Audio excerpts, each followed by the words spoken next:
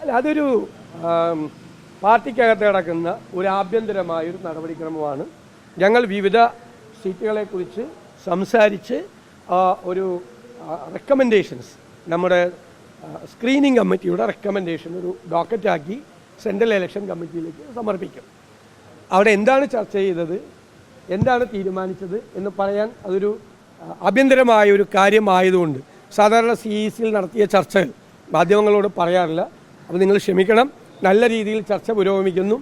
എത്രയും പെട്ടെന്ന് ഡൽഹിയിൽ സെൻട്രൽ ഇലക്ഷൻ കമ്മിറ്റി കൂടി അത് ഒരു തീരുമാനം, അല്ല ഞാൻ പറഞ്ഞല്ലോ ഡീറ്റെയിലേക്ക് വരില്ല.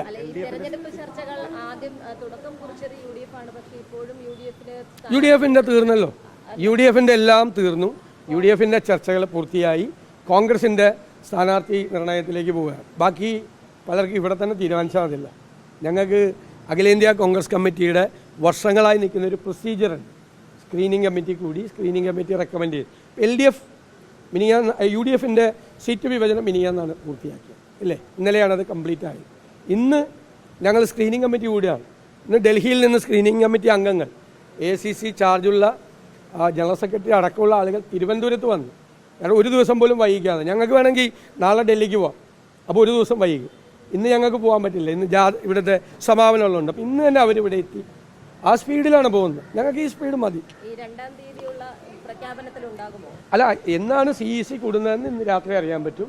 അത് 2-ാം തീയതിയോ 3-ാം തീയതി കൂടുമെന്നാണ് അറിയിച്ചിരിക്കുന്നത്. കൂടുന്ന അന്ന് പ്രഖ്യാപിക്കും.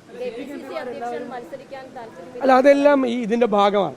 ഇതിൻ്റെ ഈ നേരത്തെ പറഞ്ഞ ആഭ്യന്തര ചർച്ചകളുടെ ഭാഗമാണ്. വെളിപ്പെടുത്താൻ എനിക്ക് അനുമതിയില്ല. അല്ലേ, ഞാൻ എല്ലാം പറയില്ല നിങ്ങളോട്. ഞാൻ എന്ത് ചോദിച്ചാലും നിങ്ങൾ പറയുന്ന ആളല്ലേ. പറയാൻ പറ്റാത്തത് എന്നെ കൊണ്ട് ചോദിച്ച് ഒരിക്കലുമില്ല.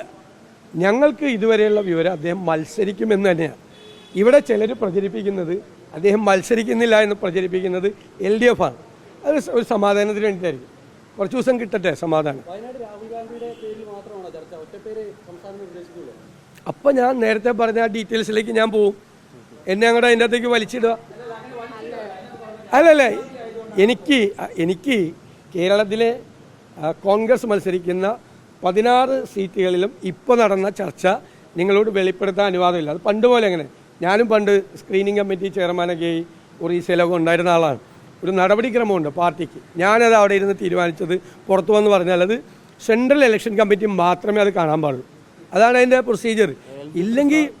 ഇല്ലെങ്കിൽ നിങ്ങൾ ചോദിച്ച എല്ലാം പറഞ്ഞ ആളല്ലേ ഞാൻ, അറിയാമല്ല.